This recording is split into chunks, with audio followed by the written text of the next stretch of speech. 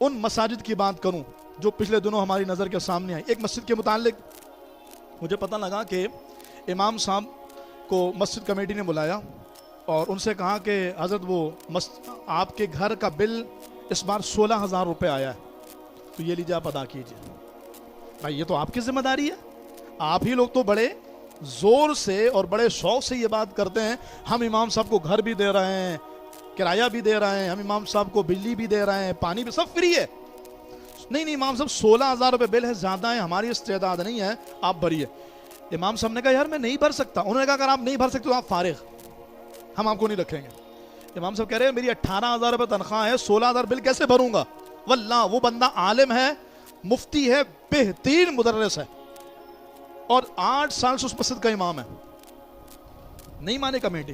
بالآخر وہ حضرت کہیں نہ کہیں سے انہوں نے پیسے قرض لیے, ادھار لیے, جو بھی لیے, انہوں نے 16,000 روپے بل ادا کر دیا. 1 مہینہ گزرا, کمیٹی نے پھر بلا لیا, کہا امام صاحب آپ ہمیں سمجھ میں نہیں آ رہے اس لیے آپ فارغ.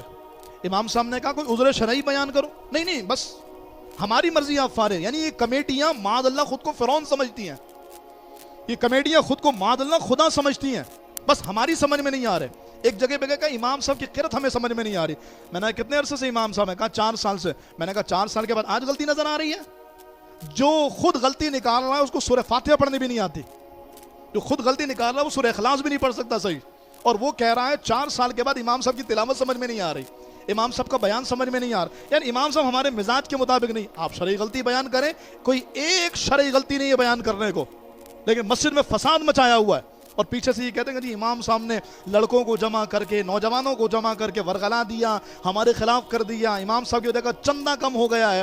میں کہتا ہوں بھائی امام صاحب کی وجہ کا چندہ کم نہیں ہوتا,